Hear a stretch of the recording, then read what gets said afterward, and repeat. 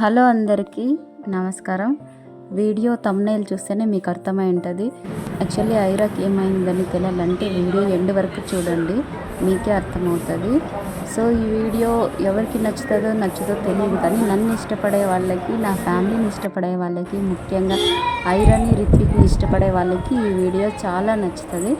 దీంట్లో ఐరా ఎంత cute moments, cute మాటలు మాట్లాడిందని మీరే చూసేయండి. చాలా క్యూట్గా మాట్లాడింది ఐరా.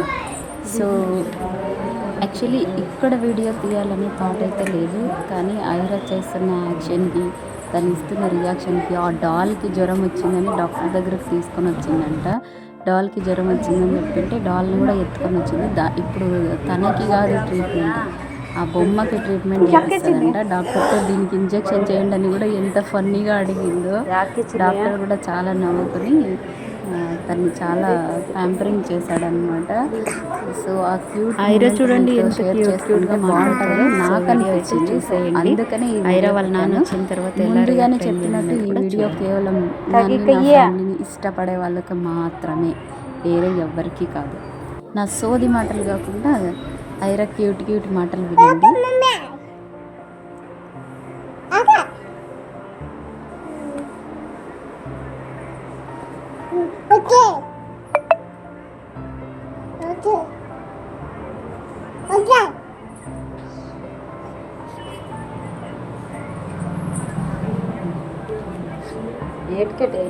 ఏటికెట్ వేస్తావా?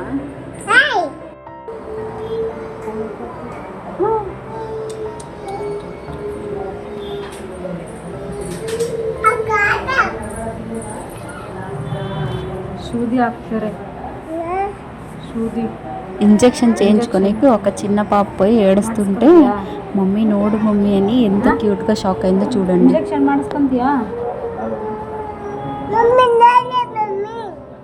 ನೋಡು ಪಾಪ ಅಳ್ತೈತೆ.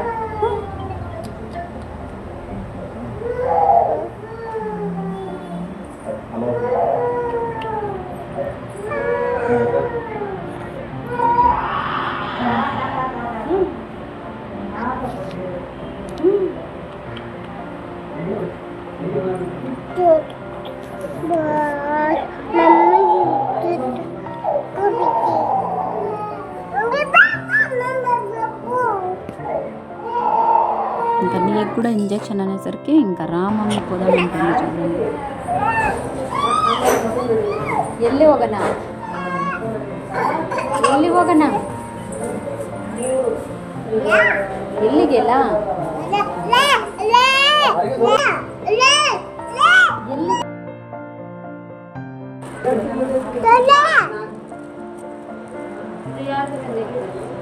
ఇంటికి వెళ్ళాలని గోల చేసింది. డాక్టర్ దగ్గరకు వచ్చాను చూడండి, వెయిట్ చేస్తున్నాను. సో వాళ్ళ నాన్న వచ్చేసరికి ఎట్లా ఫీల్ అయింది. ఆ బొమ్మకు చూపిస్తాను, దానికి ఇంజెక్షన్ తిను ధీరాజ్ మా హస్బెండ్ వాళ్ళ ఫ్రెండ్ అనమాట. బీహారీ, కన్నడ రాదు, తెలుగు రాదు, ఇంగ్లీష్ రాదు, హిందీ తప్ప ఏది రాదు వీడికి.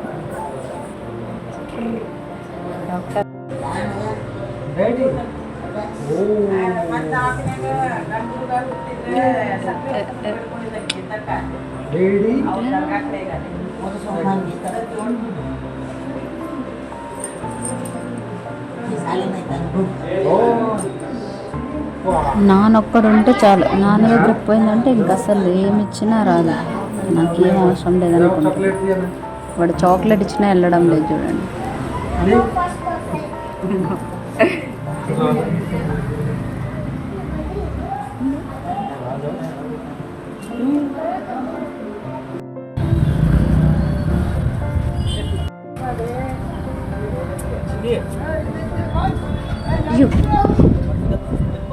సో హాస్పిటల్లో చూపించుకొని ఇంటికి వెళ్తున్నాము.